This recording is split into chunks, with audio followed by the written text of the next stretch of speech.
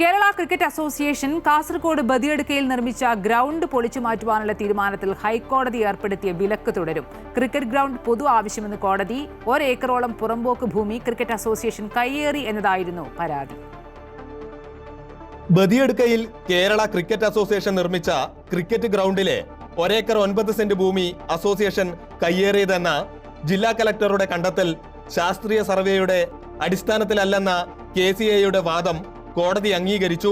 നിർദ്ദിഷ്ട സ്ഥലത്തുള്ള 36 സെന്റ് തോട് നിർമ്മാണങ്ങളുടെ ഭാഗമായി മണ്ണിട്ട് നികത്തിയതെന്ന ആരോപണത്തിൽ സ്ഥലം വാങ്ങുമ്പോൾ തന്നെ നികന്ന ഭൂമിയായിരുന്നുവെന്നും തോട് ശ്രദ്ധയിൽപ്പെട്ടിരുന്നില്ലെന്നും കേരള ക്രിക്കറ്റ് അസോസിയേഷൻ ഹൈക്കോടതിയെ അറിയിച്ചു.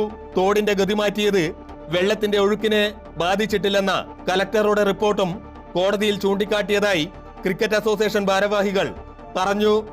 13 വർഷമായി ഈ ഗ്രൗണ്ട് നമ്മളിവിടെ വാങ്ങിയിട്ട് ഇന്ന് വരെ ഞങ്ങൾക്ക് ഇതിൻ്റെ പ്രശ്നങ്ങളായിട്ട് തീരാതെ പ്രശ്നങ്ങളായിരുന്നു ഉണ്ടായിരുന്നത്. ഒരു പവലിയനോ മറ്റു കാര്യങ്ങളോ നമുക്കിതുവരെ ചെയ്യാൻ സാധിച്ചിട്ടില്ല. കഴിഞ്ഞ 10-ാം തീയതി ബഹുമാനപ്പെട്ട ഹൈക്കോടതി വിധി ജഡ്ജ്മെൻറ്റ് ഇന്നലെയാണ് കിട്ടിയത്. നീതി ഞങ്ങൾക്ക് ലഭിച്ചു എന്നാണ് ഞങ്ങൾക്ക് പറയാനുള്ളത്. ഗ്രൗണ്ട് നിർമ്മാണവുമായി ബന്ധപ്പെട്ട് ബദിയടുക്ക ഗ്രാമപഞ്ചായത്തിൽ ഉൾപ്പെടെ പരാതി പോയതിനാൽ A ക്ലാസ് മത്സരങ്ങൾ സംഘടിപ്പിക്കൽ, ഗ്രൗണ്ടിന്റെ വികസന പ്രവൃത്തികൾ എന്നിവ എങ്ങുമെത്താത്ത നിലയിലാണ്.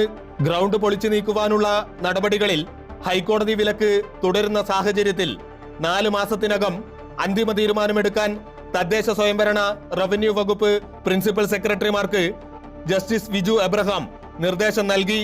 മേൽവിഷയത്തിൽ സർക്കാർ തീരുമാനമുണ്ടാകുന്നതുവരെ കോടതി ഉത്തരവ് നിലനിൽക്കും. അമൃത ന്യൂസ്, കാസർഗോഡ്.